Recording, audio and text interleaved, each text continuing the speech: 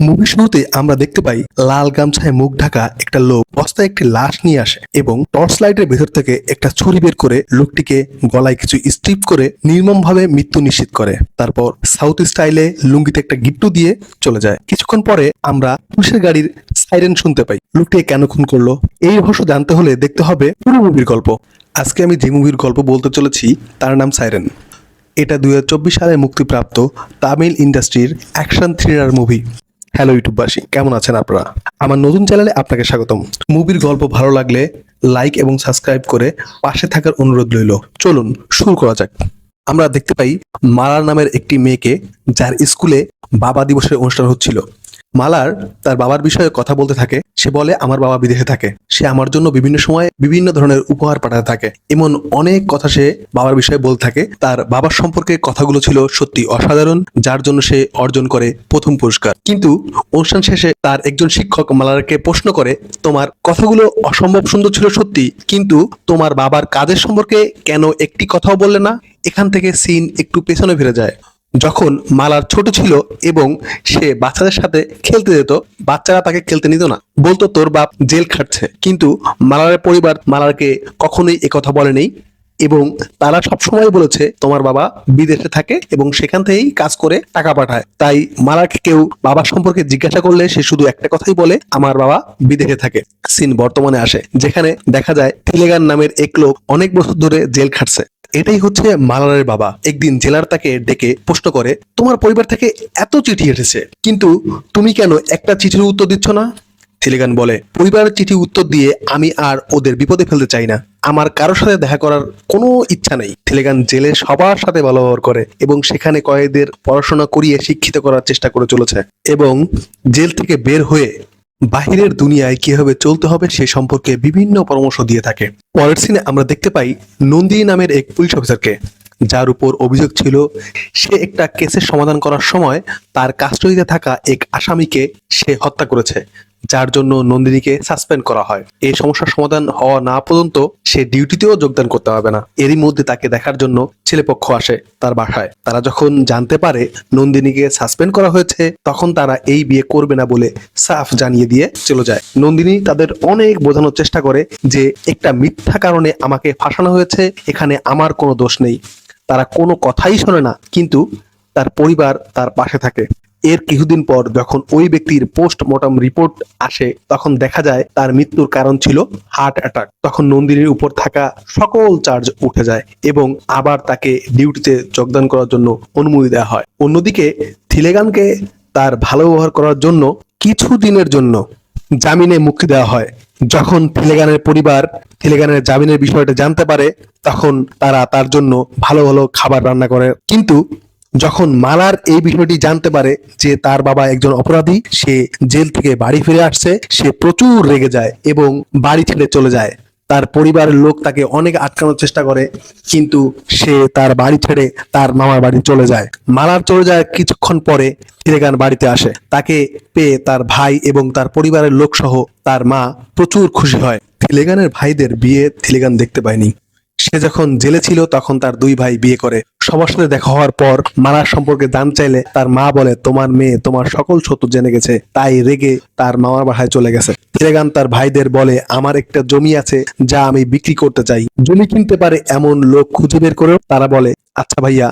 এরপর দেখি থিলেগানের ভাইয়ের বউরা থিলেগানকে ভালো চোখে দেখছে না এবং বাচ্চাদের থিলেগানের নামে ভয় দেখানোর চেষ্টা করছে, যেগুলো আবার থিলেগান শুনে ফেলে। তার অনেক কষ্ট লাগে, কিন্তু বিষয়টি সে এড়িয়ে যায়। কিছুদিন পরে থিলেগান মারিকিন নামে এক এমএলএ সাথে দেখা করতে যায়। মারিকিন এবছর তার ছেলেকে নির্বাচনে প্রার্থী করতে চায়, কিন্তু এমএলএ এর খাস লোক আম্বু, যে মারিকিমের সকল খারাপ কাজের সঙ্গী ছিল, তার এই বিষয়টা খুব ভালো লাগে না। কারণ তার কাছে মনে হয়েছিল মারিকিম এবার তাকেই নির্বাচনে প্রার্থী বানাবে, যেখানে সে তার ছেলেকেই প্রার্থী বানাচ্ছে। অন্যদিকে বেলেঙ্গি নামের এই কনস্টেবল থিলিগানের বাড়িতে আসে থিলিগানকে থানায় নিয়ে যাওয়ার জন্য, কারণ প্রতিদিন হাজিরা দেওয়ার শর্তে তার জামিন মঞ্জুর হয়েছিল। একদিন বেলেঙ্গির তিলেকানের থানায় স্বাক্ষর করাতে একটু দেরি হয়, যার জন্য নন্দিনী প্রচুর রেগে যায় এবং বলে এ ধরনের কাজ যেন দ্বিতীয়বার না হয়। তিলেকান জেল থেকে বাইরে আসার পরে এখনো তার মেয়ের সাথে দেখা হয়নি, কারণ মেয়ে তো তার সাথে রেগেছিল, কিন্তু সে লুকিয়ে লুকিয়ে মেয়েকে স্কুলে এসে দেখে থাকে। একদিন থিলেগান দেখে মালারকে কিছু বখাটে ছেলেরা বিরক্ত করছে। এটা দেখার পর থিলেগান বখাটেদের বেধড়ক পিটুনি দেয়। পরের দিন তেলেগান থানায় স্বাক্ষর করতে গিয়ে দেখে বখাটেগুলো তার বিরুদ্ধে থানায় অভিযোগ করছে। থিলেগানকে দেখেই তারা পুলিশকে বলে সে আমাদের প্রচুর মেরেছে স্যার। থিলেগান বলে এরা আমার মেয়েকে বিরক্ত করছিল, তাই চরম শিক্ষা দিয়েছি। পুলিশ অফিসার এটা শোনার পর তাদেরকে উল্টা জেলে ভরে দেয়। পুলিশ অফিসার থিলেগানকে বলে আমি এদের বিরুদ্ধে কেস ফাইল করলাম না, কারণ এরা এখনো কিশোর বয়সের, তুমি তো বুঝতেই পারছো এতে এদের জীবন ধ্বংস হয়ে যাবে। আমরা দেখতে পারি থিলেগান এবং ভেলেঙ্গির মধ্যে ভালো বন্ধুত্ব তৈরি হয়েছে।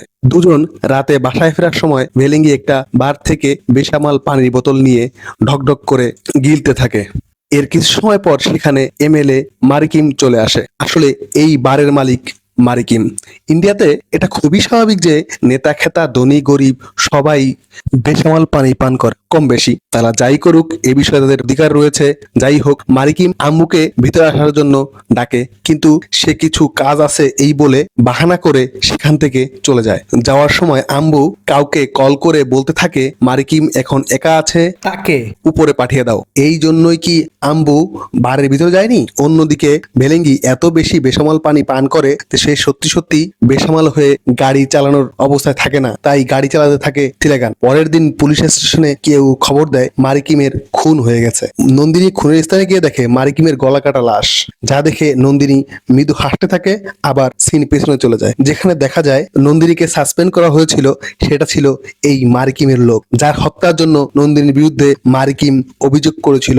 মারিকিমের হত্যার রহস্য উদ্ঘাটন করার জন্য তারা সেই বারে চলে যায়, যেখানে সে শুনতে পারে গতরাতে পুরো এলাকার বিদ্যুৎ চলে গিয়েছিল এবং কেউ মেইন সুইচ বন্ধ করে দিয়েছিল।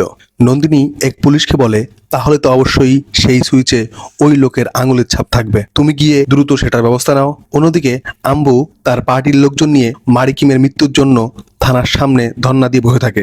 আম্বু এমন ভাব করে যেন সে কিছুই করে নাই। তাদের এই সব ঝামেলা ঠান্ডা করার জন্য থানায় ডিএসপি আসে। তিনি এসে তাদের বুঝিয়ে ঘরে পাঠিয়ে দেয়। এরপর দেখা যায় ডিএসপি এবং আম্বু একসাথে বসে বেসামাল পানি পান করছে। ডিএসপি আম্বুকে প্রশ্ন করে সে কেন মারিকিমকে একা ছেড়েছিল, সে সাথে থাকলে মারিকিম আজ বেঁচে থাকতো। এই সময় আম্বুর কাছে ভেলেঙ্গির কল আসে। সে নন্দিনীর কাছে ফিঙ্গারপ্রিন্ট এর রিপোর্ট এসে গেছে এমন খোঁজ জানায়। এখন খুঁজে পাওয়া যাবে মারিকিমের হত্যার রহস্য। এটা শুনে আম্বু একটু দূরে সরে গিয়ে ভেলেঙ্গিকে বলে এই কেসের সাথে যুক্ত সকল খবর আগে আমার কাছে দিবি। ভেলেঙ্গি আম্বুকে বলে আমার একটা বন্ধুর জমি বিক্রি করতে হবে, তার জন্য সাহায্য লাগবে। আম্বু ভেলেঙ্গিকে তার বন্ধুকে নিয়ে পরের দিন সকালে তার বাসায় দেখা করতে আসতে বলে। এরপর আম্বু মানিকন্ডন নামের এক লোকের কাছে গিয়ে ব্যাপক রাগ ঝাড়তে থাকে, কারণ আম্বু মানিকে এই মারিকিমের খুনের দায়িত্ব দিয়েছিল। আম্বু মারিকন্ডনকে 50 লক্ষ টাকার লোভ দেখিয়ে এবং ভয় দেখিয়ে পুলিশের কাছে স্যারেন্ডার করতে বলে। কারণ হিসাবে বলে তোর ফেলে আসা সেই ছুরি পুলিশের কাছে আছে, এখন সেখান থেকে আঙুলের ছাপ পাওয়া যাবে। কিছুদিনের মধ্যে আমি তোকে জামিনে ছাড়িয়ে আনবো, আর তুই যদি আমার কথা না শুনিস অথবা পালিয়ে যাওয়ার চেষ্টা করিস তাহলে আমি তোকে মেরে ফেলবো। পরের দিন নন্দিনী মারিকিমের পোস্টমর্টম রিপোর্ট নেওয়ার জন্য আসে। সেখানে ডাক্তার তাকে নতুন কিছু তথ্য দেয় যে মারিকিমের মৃত্যুর আগে তার নাক ও কান থেকে অনেক রক্ত বের হয়েছিল। এমন 8টি কেস আমি আগেও পেয়েছিলাম। এখানে সিন পিছনে চলে যায়। তখন এই ডাক্তার 1995 সালে জিএস হাসপাতালে চাকরি করতেন। ওই সময় এই ধরনের কেস এসেছিল ডাক্তারের কাছে। এই ধরনের খুন করা লোকের নাম ছিল ডেভিড, যে এখনো জেল খাটছে। এরপর নন্দিনী ডেভিডের বিষয়ে খোঁজ নিয়ে জানে যে ডেভিড এখন আর বেঁচে নেই। এখন তো নন্দিনীর এই কেসটা আরো জটিল হয়ে গেল। অন্যদিকে দেখা যায় বেলেঙ্গি ও থিলেগান আম্বুর সাথে দেখা করার জন্য তার বাসায় চলে এসেছে। থিলেগান বেলেঙ্গিকে বলে আমি জমির কাগজ গাড়িতে ভুলে রেখে এসেছি, তুমি গিয়ে ওই কাগজগুলো গাড়ি থেকে নিয়ে আসো। এর কিছুক্ষণ পরে আম্বু সেখানে এসে থিলেগানকে দেখে বলে তোমাকে কোথাও দেখেছি, তুমি সেই অ্যাম্বুলেন্স ড্রাইভার না? তুমি আমার বাড়িতে কি করছো?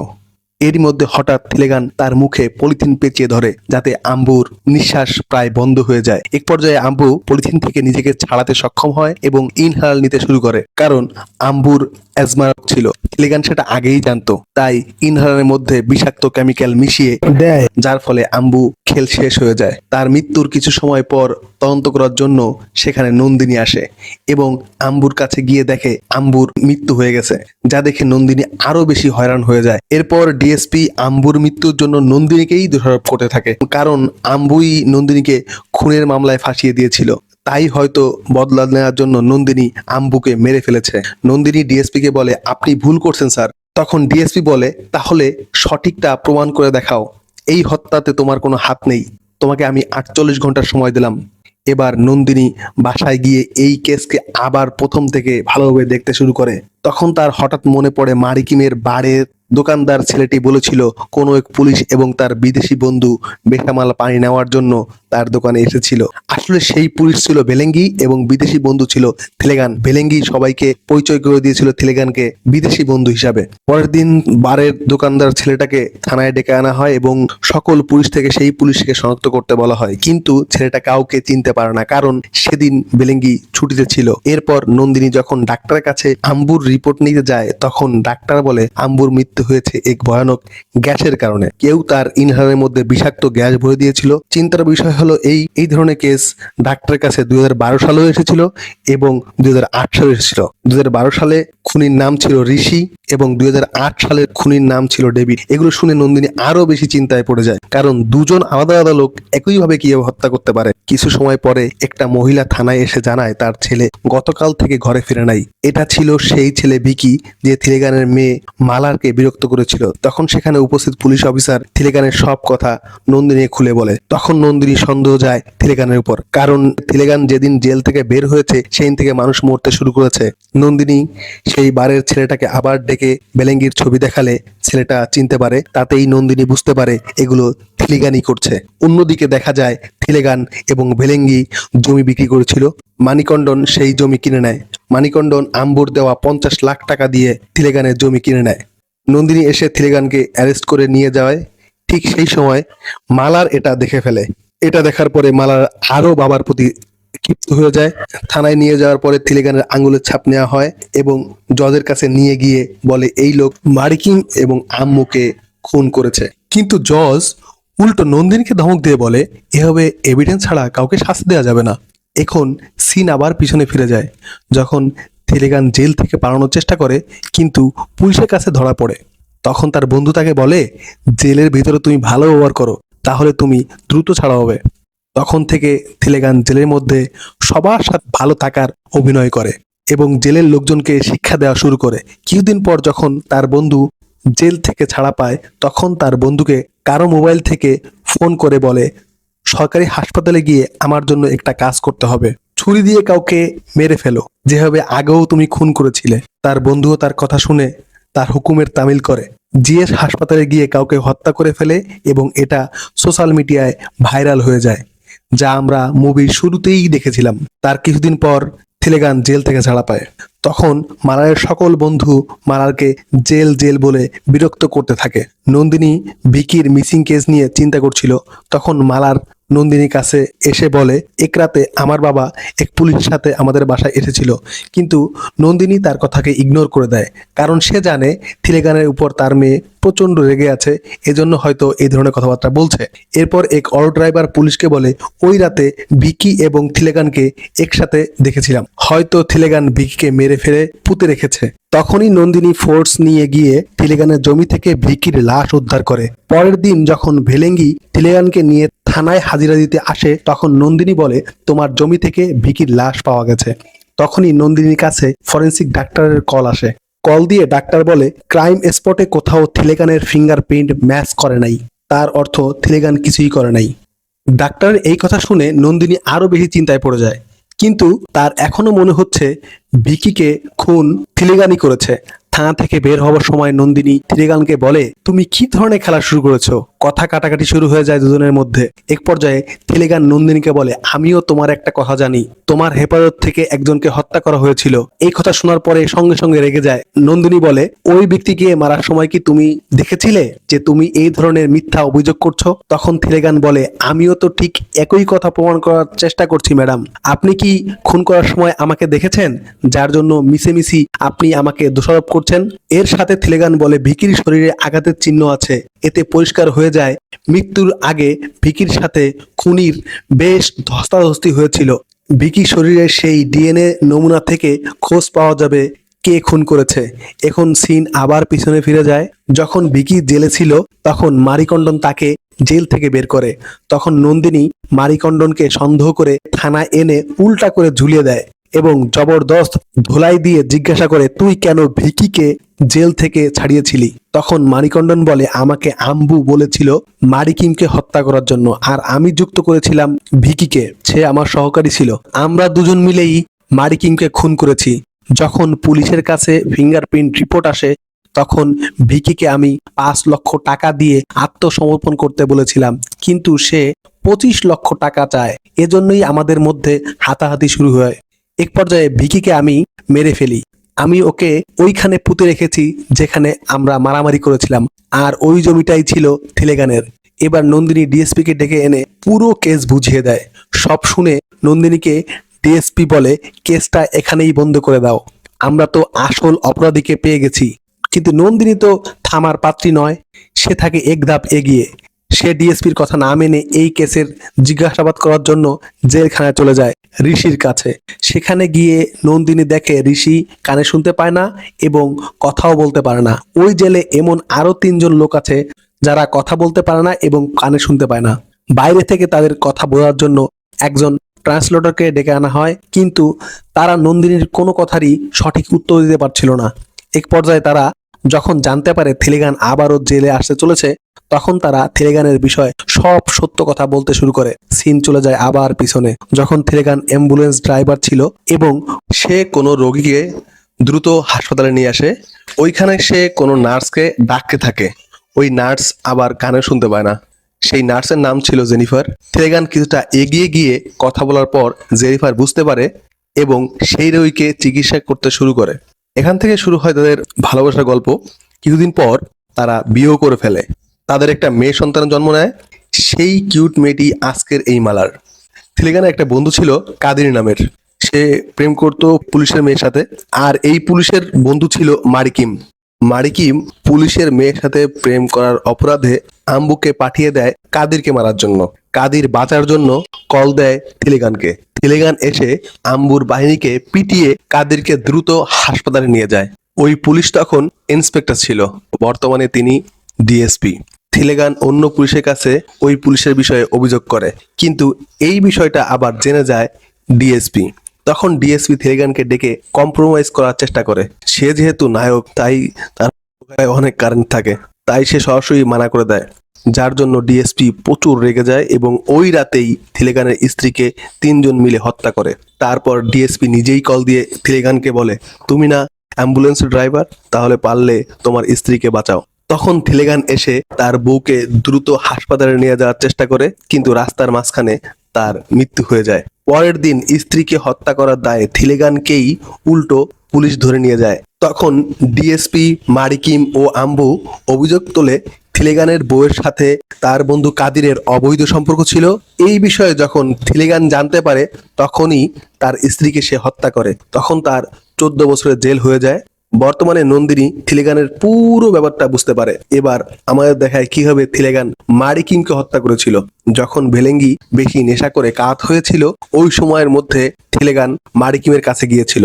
তখন মারিকিম তাকে দেখে প্রচন্ড হাসতে থাকে। থিলেগান তাকে চেয়ারের সাথে বেঁধে ফেলে এবং লোহার পাইপ প্লাস্টারের সাথে জোরে জোরে ঘষতে থাকে, যার ফলে মারিকিমের নাক ও মুখ দিয়ে রক্ত বের হয় এবং সে মারা যায়। তারপর ভিকি এবং মারিকন্ডন ছুরি দিয়ে মারিকিমকে আবারও আঘাত করতে থাকে। এই বিষয়গুলো জানার পর নন্দিনী ডিএসপির সিকিউরিটি বাড়ানোর চেষ্টা করে, কিন্তু ডিএসপি নিজেই মানা করে দেয়।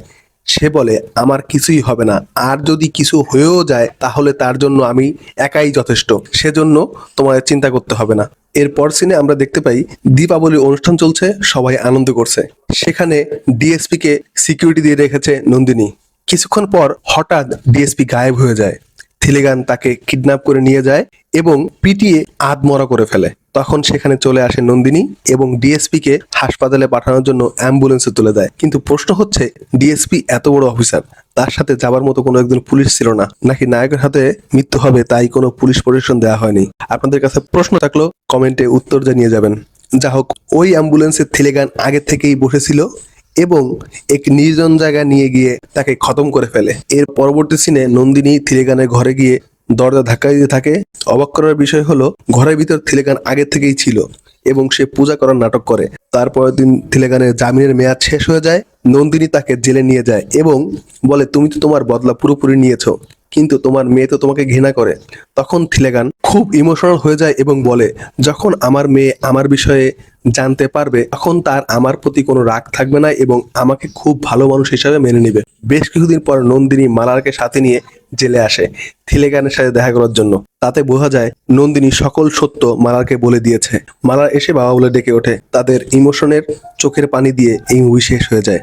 মুভির গল্প কেমন লাগলো অবশ্যই জানাবেন। আমার গল্প বিবরণীতে কোনো ভুল থাকলে ক্ষমা করবেন। আপনাদের ভালো লাগে এবং ভালোবাসার জন্য আমি কৃতজ্ঞ। আল্লাহ হাফেজ।